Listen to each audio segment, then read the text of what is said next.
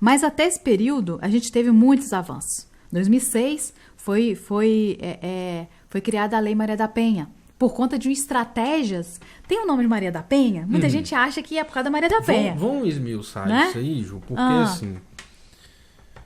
Eu sou leigo. Eu não sei exatamente qual que é o instrumento da Maria da Penha. Então eu acho interessante a gente abordar, porque eu sei que a maioria das pessoas às vezes fala de Maria da Penha, mas não tem noção né? de como é que é esse instrumento. Vamos falar. Vamos falar da Maria da Penha, então. Então, a Lei Maria da Penha, muita gente acredita que ela foi criada unicamente pela Maria da Penha. Maria da Penha Maia Fernandes, que é uma paraibana, que sofreu, né, com o marido, que deixou ela paraplégica e que quase matou ela, quase assassinou ela, tentou 2 vezes matar ela, né? Foi com um tiro nas costas enquanto ela estava dormindo. E a outra ocasião foi quando ele tentou eletrocutá-la na banheira. Então foram essas 2 situações. A primeira situação, ele forjou um assalto na casa. Né? A primeira situação, ele forjou um assalto na casa. Mas descobriu-se que foi ele quem tinha dado o tiro nas costas dela. E aí, essa mulher, ela lutou por anos, década, mais de uma década, para que esse companheiro dela fosse punido, né? E o Brasil negligenciou essa questão da Lei Maria da Penha. Quando, mais ou menos? Isso foi em 83. 83. O Brasil negligenciou isso, né? O Brasil apesar de ser signatário de algumas legislações internacionais, de algumas normas institucionais que amparam, né, as mulheres, os direitos humanos das mulheres, o Brasil não respeitou essas recomendações internacionais. Maria da Penha, ela encontrou apoio na OEA, Organização dos Estados Americanos. E a OEA, ela soltou um relatório sobre esse caso Maria da Penha, foi em 2000, na época, 2000, 2001, acho que foi em 2000, que a OEA soltou essa recomendação ao Brasil para que ele tomasse postura com relação às normas que ele era signatário, né? Por exemplo, a Convenção de Belém do Pará, de 95, se eu não estou enganada. E, então, o Brasil, a partir daí, né, a partir dessa chamada da OEA, o Brasil teve que se mobilizar e mudar e transformar essa postura. Isso já era governo Lula, 2002, 2003, né? Por conta disso e também da pressão dos movimentos feministas. Em 2002, foi criado um consórcio, né, de organizações, de ONGs no Brasil inteiro para pautar o que as mulheres estavam precisando para minimizar a questão da violência no Brasil, né, que estava absurda, né? O caso de Ângela Diniz é um dos casos que eu contei. Tem vários outros casos do mesmo padrão, no mesmo sentido, em que os homens eram libertados, inocentados nos tribunais de júri pela legítima defesa da honra. Ou seja, desconfiava de traição, legítima defesa da honra, né? A mulher estava ali numa atitude depravada, legítima defesa da honra. É difícil de acreditar. Né? Mas é história. E até hoje isso acontece muito. Isso eles tentam, né, que isso aconteça nos tribunais. Legítima defesa da honra. Teve o da Mari Ferrer aí, que o advogado simplesmente fica na frente do juiz, pô. E a passividade do juiz. Nossa, cara. Né? E assim...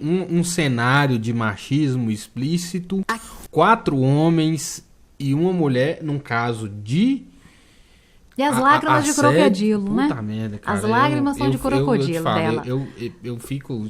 Eu vi aquilo lá de manhã, mas eu fiquei ruim, eu fiquei mal o dia inteiro. Não, eu imagino que pra você, assim, que, pô, é só a luta diária, entendeu? Você que encabeça esse projeto... Trabalhou muito tempo com isso, entendeu? Por mais que você já tá calejado de ver essas situações, mas eu acredito que você, até como mulher, aquilo ali te tira as estribeiras de ver, seja qualquer que seja a situação. Ver aquilo em 2020. Em 2020, sabe? Assim, mas aí você vê o que tá por trás disso. Isso foi filmado. Uma pessoa pública. Imagina o quanto que isso não acontece nos tribunais. Demais. Quantas vezes que isso não acontece? Eu imagino até, depois eu parei para refletir, Imagina assim, cara, advogadas recém-formadas, o tanto de assédio e episódios semelhantes, de diminuição da figura da mulher, desqualificação da capacidade dela, que deve acontecer. Exatamente, em todos os espaços. Em todos os espaços acontece isso, infelizmente. Até nas mulheres que têm um alto grau de instrução, até nas mulheres mais escolarizadas, as mulheres que ocupam e que chegaram a um posto de poder lá em cima, até elas sofrem essa questão da desqualificação. Não acreditam na capacidade dela de gerir, não acreditam na capacidade dela de enfrentar o problema e de transformar o problema, sem associar a questão de mulher é frágil, mulher vai chorar quando tiver um desafio na frente. Então, isso precisa ser desconstruído. Essa ideia precisa de ser desconstruída. Eu te falo com legitimidade no assunto, porque eu estou numa instituição que é masculina, né? Que é extremamente masculinizada. Né? Eu trabalho na polícia militar. Né? E a gente não é dentro da corporação, não. É fora. Na sociedade, de forma geral, acredita que uma mulher, ela tem menos, pode ser que ela tenha menos capacidade do que um homem policial, porque ela é mulher. Porque ela vai ter medo, porque ela não vai conseguir enfrentar certas questões. Eu confesso que eu teria até mais medo, porque... Em algumas pode ficar com mais medo mesmo. Sobre algumas mulheres pode ficar. Vou te falar. Então, viu? assim, é muito complicado, sabe? Em várias profissões, não uma só. Medicina, né? Fernanda é dermatologista. Cara. Fernanda é dermatologista. A medicina, as mulheres da medicina também sofrem a questão de elas terem um lugar, uma especialidade na medicina, né? As mulheres médicas cirurgiãs, né? Também sofrem essa discriminação. Cirurgiã, mulher? Ortopedista, mulher? Pois é, né? cara. Então, assim, em todas as profissões, engenharia, engenheiras, o parque de obra, uma mulher no parque de obra comandando aquele monte de peão. Isso acontece muito. O que ela não enfrenta? Demais. Enfrenta muita coisa. Nós enfrentamos muitas coisas ainda. Né? Ainda enfrentamos muitas coisas. E é por isso que a gente não pode entender que há uma igualdade. Não há essa igualdade. Não tem uma equidade. Não. Apesar da legislação, da lei falar, mostrar Dá a lei... instrumentos para executar essa igualdade, não é na prática, né? Não é o que acontece. A legislação, o direito, ele é importante, é instrumento, mas a lei por si só, ela não tem o poder de desconstruir relações sociais. A relação social não se desconstrói com uma lei imposta. Toma, tem uma lei aqui. Você é proibido de chegar perto da sua mulher. Medida protetiva. Você é proibido de chegar perto da sua mulher. Mas a lei, ela não tem o poder de segurar esse cara porque ele acredita que ela é dele. Ela é propriedade dele. Vai ele pode fazer o que quiser. Muito além de uma simples legislação. Muito além. O Brasil é um dos países que mais lei tem no mundo. Muita lei. Mas o que acontece? Né? Lei, por que será que não acontece, que não funciona? Tudo não funciona. Por causa desses entraves na implementação da política pública. Na implementação dessa política, dessas políticas que se precisa construir. Do equipamento público, né? Dos equipamentos. De uma central de saúde de qualidade, que tem ali profissionais para atender a população de forma adequada, né?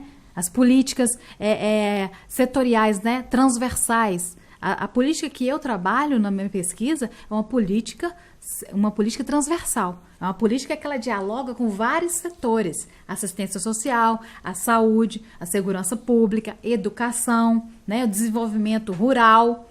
Então, assim, é uma política que é transversal.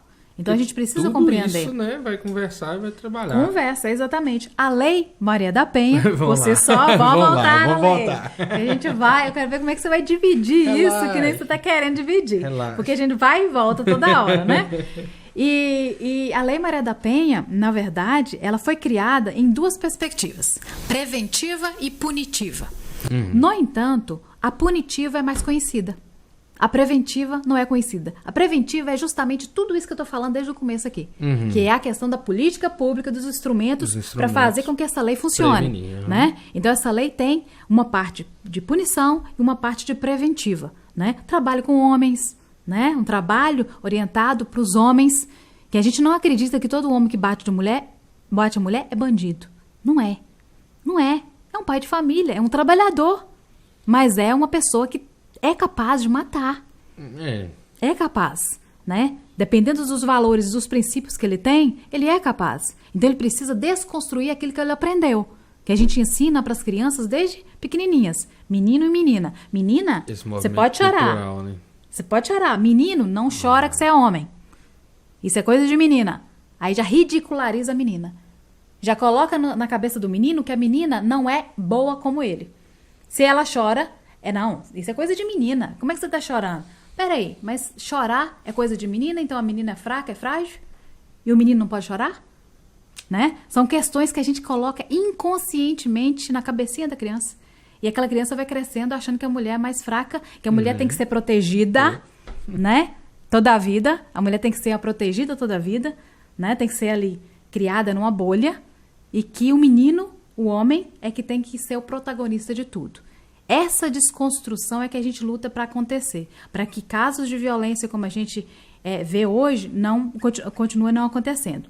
A Lei Maria da Penha tem essas duas perspectivas. O punitivo e o preventivo. E por uma base intersetorial. Vários setores têm que comungar e conversar entre si.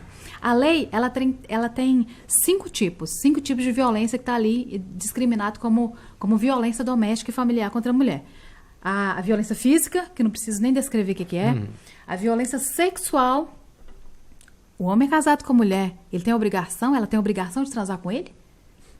Hein? Não. Tem mulher que acha que tem. Pois é. Tem mulher que acha que tem e tem amigas. Isso é até religioso, né? A gente sai até dessa questão cultural e entra no religioso. Pois, não é só religião, não. Tem meninas que às vezes estão namorando, né? Tô aqui no sexual, é pra orientar. Tem meninas que namoram com rapazes, meninas novinhas, né?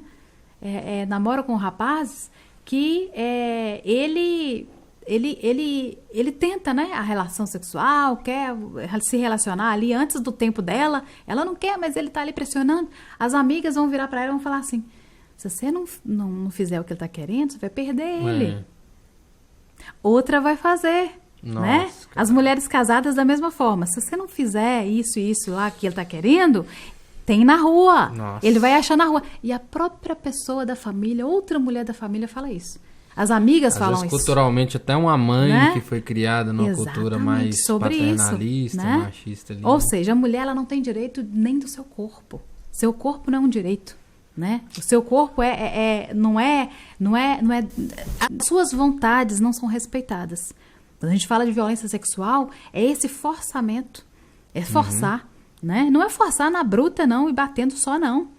É forçar na chantagem, né? Na pressão, né? no psicológico. Né? Isso aí também é uma violência sexual. Então, enquadra na Lei Maria da Penha. Violência patrimonial. Né? Você é casado com Maria. Maria tem várias coisas no nome dela, tem carro, tem moto, só que o documento de tudo fica com você. Ela tem lote, controle, né? tem uma fazenda, ela tem uma fazenda de herança, né? Ela tem várias coisas que ela comprou, você também tem, mas a ideia é que Maria não tem capacidade de negociar isso. Maria não pode vender aquela terra porque ela vai ser passada para trás. Maria não tem capacidade, então vai ficar comigo. Não, ela não vai vender o carro, porque é perder dinheiro. Então ela não tem o poder de decisão sobre o que é dela. E isso está deixando ela chateada, tá fazendo ela sofrer. Patrimonial. O quarto, violência, eu falei sobre sexual, psicológica, ameaças, né? A pressão para que a mulher ela saia de casa, ela saia para onde ele definir que ela vá, né? Ela quer ir à igreja? Não, você não pode ir com essa roupa. Você vai com aquela roupa ali, porque na igreja a gente não vai com essa roupa. Entendi. Né? Você vai para a igreja, mas você vai deixar isso e isso pronto dentro de casa. Senão eu faço isso e aquilo, eu vou lá na igreja e te pego pelo cabelo. E se duvidar, vai mesmo. Nossa. Né? Então, assim, violência psicológica, ameaças, né? Eu tirei foto sua nua. Eu vou jogar isso na rede social. Eu vou mandar, se você encontrar, se você namorar com outra pessoa... Vai cometer um crime e ainda utiliza... Nossa, cara. E você vai... Mas isso acontece muito. Você vai fazer isso... Não, você vai ficar com outra pessoa, você não vai não. Porque eu vou mandar sua foto pra ele. Vou mandar pra todos os amigos dele. Né? Eu vou perturbar a pessoa até ela se desgarrar. Né? A violência, isso é violência psicológica. Vários tipos de violência. E a violência moral, que enquadra aí 3 crimes. Calúnia, difamação e injúria. Injúria é afetar a honra pessoal dessa mulher. Né? É colocar nela adjetivos e posturas que ela se sente assim, um lixo. Né? Fazer com que essa mulher se sinta um lixo. Injúria. Calúnia é imputar a ela um crime que ela não cometeu. Né? Exemplo, abandonar a criança que estiveram juntos. Né? A criança está em casa sozinha, abandono de incapaz. Ele vai lá e denuncia para a polícia. Calúnia. Enquadra na Lei Maria da Penha. A criança não está sozinha, está com a avó. Né? Tem vários casos desse sentido. E difamação, que é aquele famoso fuxico. É o fuxico da vida da companheira e espalha para todo mundo das relações dela e ela se sente totalmente